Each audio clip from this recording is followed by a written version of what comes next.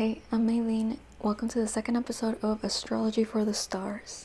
Today's episode is going to be about Oprah Winfrey because we need to know, who really is she? She really has had a huge fall from grace, but especially in the last week with the Maui fires, I have never seen so many people on social media expressing their distrust of Oprah. We're going to look at Oprah Winfrey's natal birth chart to really find out who is the real Oprah.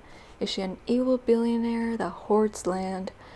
Or is she actually a spiritual leader? Before I really get started, I want to point out that I'm gonna add a link to the description of this video that has all the information if you would like to donate to local organizations in Maui that are helping with the relief efforts after this fire took so much of their land and their homes. And lastly, I do want to clarify that everything in this video is for educational and entertainment purposes only. I do not personally know Oprah. I don't even know if I have the right birth date or time of birth, so don't believe anything that I'm saying in this video. Absolutely everything in this video is my own personal opinion. When I started to see so much backlash towards Oprah Winfrey on social media in regards to her involvement in the Maui relief effort or lack of involvement, I think she's getting more criticism about that. I feel like I need to look at her Rahu placement, which is why I'm going to look at her Vedic Astrology chart for today. And I'll show you really quickly how to read a natal chart if you are new to Vedic Astrology like I am. So here's Oprah's natal chart. We're going to start by looking at the top diamond and then read counterclockwise from there. Even though I really want to look at her Rahu placement, in order to make sense of the entire chart, we kind of have to look at all the aspects that the planets are making upon each other. So let's start by looking at the ascendant first. She is a Sagittarius ascendant. Sagittarius is ruled by Jupiter. Sagittarius people are always looking for more information, knowledge, philosophy. They like to travel the world, but they really want to intake and share information with others. Now the first house is yourself, your physical body, how people see you, how you show up in the world. It's also fame. So it makes sense that Oprah's fame is based on her being some kind of a teacher. I would say that she's kind of more of a facilitator, but she has put us into contact with so many teachers and learned with us in the public eye that she herself kind of has become this type of teacher. In order to find out the condition of the house, we really need to look at the Lord. And because Sagittarius is ruled by Jupiter, we need to look at where is Jupiter in the chart. And Jupiter is placed in the 6th house, but Jupiter is retrograde. And I was taught that when you have a planet in retrograde, you read it from the house before it. So I'm actually going to go ahead and move Jupiter over to the 5th house. In regards to the 5th house is actually a significator for Jupiter because it's one of the education houses. So Jupiter feels good in this house. And now Jupiter is in the sign of Aries. Aries is ruled by Mars. Mars and Jupiter get along, so Jupiter is in fairly good condition. Aries is about taking inspired action, so Oprah likely feels so good about taking in wisdom, learning, and she often takes inspired action to learn even more, to share with others. She's probably, her intuition and her teaching and learning are like go together very well. To me, this means that she's generally gonna try to be a good teacher to other people. She's gonna give us information in the hopes that we're gonna do something positive with that information. However, one small issue that I see with Jupiter being in retrograde, when planets are in retrograde, they expend the same energy, but they do so in a more intense way. Sometimes like even becomes a wasteful or like a negative. And so when people have Jupiter in retrograde, they can sometimes go to teachers that are not good for them. I'm just saying, people with Jupiter in retrograde have to watch out that they use their discernment and understand whether the teachers they're going to are good for them. Is this teacher actually a good teacher that wants to do good in the world, or are they a scam artist that wants to harm others? And you, the person with Jupiter retrograde, you might not even know or understand that this person is a bad teacher or that this mentor doesn't have your best interest at heart. And this totally reminds me of one of Oprah's biggest criticism is that she has platformed people like Dr. Oz, Dr. Phil, and just this morning I saw there was one more person that turned out to be a bad guy called John of God. He turned out to be a traffic. So while Oprah should take full responsibility for the impacts that her actions have on her audience, maybe she really thought at the time that these were good teachers and that she was doing something good by platforming them, sharing their information with other people. So I'm more inclined to believe that it didn't come from malice, but that's not to say that somebody should remain quiet and, pretend to be ignorant of any issues that arise. Now, from the 5th house, Jupiter aspects the 5th house from itself, the 7th house, and the 9th house from itself. So I'm gonna actually add those to the chart so we keep in mind that Jupiter is aspecting all these other houses at the same time. And at first glance, all of these Jupiter placements look amazing because the 5th and the 9th house are significators of Jupiter because they're the education houses. The 9th house signifies higher education, like getting your master's or PhD. And even the 12th house is a house that signifies spirituality. But let's wait and find out what more we see in her chart before we really say that they're good placement. Because in order to find out if the 9th house is actually a good house for Oprah, we need to see where the Lord is placed. And the 9th house is in the sign of Leo. Its Lord, the Sun, is up in the 2nd house, which is the house of gains, assets. So I'm gonna have to pause on the 9th house and take a look at the 2nd house to see what really is going on, because we have a lot of planets up there. Now, in the 2nd house of gains and assets, we have Rahu, we have the Sun, we have Venus, and Mercury. All of these in the sign of Capricorn, a sign that signifies hard work. So Oprah is really willing to work really hard in order to attain financial assets, bring income into her life. The Sun signifies your strength, your vitality. It can also be the king or a father, while Venus is your sensual pleasures. It can be like art, how you relate to other people, your romantic relationships as well. Because Venus is 1 degree away from the Sun, it is combust. So that means that Venus starts to lose a lot of its benefic qualities because it's feeling really hot. The Sun is really hot, it burns. So this could potentially mean that Oprah will get irritated in her relationship with other people. Now in the 2nd house, we also have Mercury and Rahu, which is the one I'm really interested in looking at. But first, let's talk about Mercury. Mercury is a benefic planet. It's a prince. It just wants to have fun, chatter, go around having fun. It represents your intellect and therefore also your ability to communicate. The 2nd house is also a significator for your voice, your throat, your ability to communicate because of that. So having Mercury in the 2nd house is really good. This is why Oprah is such a good communicator. And having Venus conjunct the Sun with Mercury, it gives her an amazing, charismatic communication with other people, and also like her personality is very charming and she can convey that through her voice, which is why she's so good as a media personality. Like, she is known worldwide. But dun dun dun, we have Rahu in this house. Rahu is a malefic planet. Rahu wants everything. Rahu wants money, luxury. It wants men, women, days, gays. It wants it all. It has an unquenchable thirst. It's an obsession in your life. So this is why I wanted to look at Rahu, because it is so interesting that Oprah has Rahu in the 2nd house of assets and gains. Oprah is obsessed with obtaining wealth, allegedly.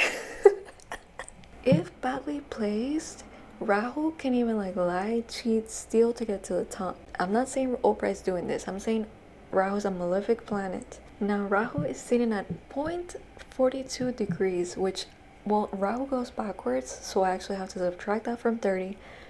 So Rahu is at about 29.58 degrees, which means it's an old planet. The energy it's giving is that of an old man.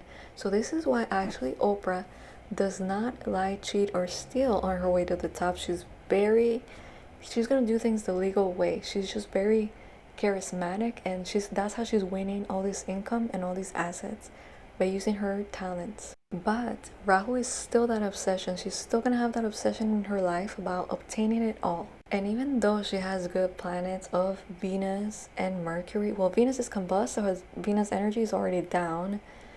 Mercury is alright, but you got 2 malefics in there going against a 1.5 benefic energy. So malefic planets are kind of winning a little bit in this 2nd house of gains. And so now we can begin to understand why Oprah has this natural desire to obtain wealth. Before you make any other judgments, let's go back to the 9th house. The sun being in Capricorn, it's an okay placement, but the sun is being affected by a little bit of the Rahu energy as well. So I feel like it's kind of bringing a little bit more malefic energy to the 9th house. Overall, Oprah will have just a little bit of difficulty with her higher learning. And actually, when I was writing this portion of the video, I looked up her education to see if she had a degree. She said it took her 10 years to finish her degree, that she was just 1 credit away from graduating when she was offered her first broadcasting job, and that her father would actually express a little bit of frustration and kind of encourage her to finish her degree, and she eventually did. But this is how it goes to show that the energies are affecting the other house, even if it's a little bit of malefic energy. She had a little bit of a hard time finishing that degree. Okay, so let's finish looking at the 2nd house. Sun, Mercury, and Venus aspect the 7th house from its placement. So that means the 8th house is being aspected by these 3 planets. Now, the 8th house is kind of a scary, evil house. It is about death, transformation, death and rebirth. It can also signify taxes, your in-laws, inheritance. Now, as I mentioned, the sun is getting a little bit of extra malefic energy from Rahu, but malefic planets actually do really well in malefic houses. So I'm going to put the sun as a positive. Venus is combust, so it's not really doing good. Poor girl. It's just not able to bring its full potential as a benefic planet, and also Venus doesn't do good in the 8th house. And neither does Mercury. Mercury is a prince, Venus is the queen. They are about sensual pleasures, talking, communicating. They're both out of their element in a house that is about like death, transformation, the occult, like serious business. So in some ways, this is kind of another tough house for Oprah, but she has K2 in the 8th house. K2 is another malefic planet, so it's in a good position. K2 signifies isolation. It signifies our past life karma, what we mastered in a past life, and we kind of bring in our back pocket to this life. It also signifies introspection and the occult, because those things happen in isolation, right? You kind of have to be alone to look within. And so this means that in her past lives, Oprah actually mastered transformation. She mastered the occult. And so even if in this lifetime she is suffering from sudden events, accidents, transformations, she is able to alchemize that pain and teach others how to heal their own pain. So this is why Oprah is able to help other people heal, because she has mastered these transformation. Not even if, because she suffered not just in her early life but in her past lives, it's second nature to her to be a person that helps others heal, to the point that she even started to use her platform to help others heal. And when we think of Oprah in 2023, we think of her as like traditional media. She's old school. When Oprah came out with her show, the shows at that time that were on the air were like Jerry Springer, Sally Raphael. They were all about like exploiting people for their personal drama and their business. And Oprah's show at first was a little bit like that. But I remember her saying specifically in one of her, I think, Super Soul episodes, because that's what I watched of hers, that one day she made the conscious decision that she did not want to exploit people's pain, that she wanted to help people heal. And so she shifted her focus towards uplifting and healing people through her platform, and eventually moved on to like more spiritual topics. But at the time that she did that, that was not the normal thing to be doing on a daytime talk show on like basic cable. And so this is how we see K2 in the 8th house working for Oprah. She's somebody that has mastered transformation. She can help others transform and heal. And this is the reason why I wanted to look at Oprah's Rahu placement, because I grew up watching Oprah's Super Soul Sunday, like I said. I know her as like this spiritual leader. She has introduced me to so many spiritual teachers, writers. So I am one of those people that, like you, might be wondering like, was this a mask the whole time? Who is the real Oprah? How does a person so spiritual or that portrays themselves to be spiritual can hoard so much wealth. And this tension that we're seeing in the public eye is a tension that is happening inside of her because of her Rahu and her Ketu placements. If Ketu is what you mastered in your past lives, Rahu is what you did not master in your past lives, and you have this strong desire to get there in this lifetime. And this is why we see that push and pull energy. She's able to be this spiritual person. It comes to her as second nature to be spiritual, to even be a teacher to others and help others heal, transform. And yet, she has this insatiable obsession and need to have wealth, because Rahu's in the 10th house of assets and gains.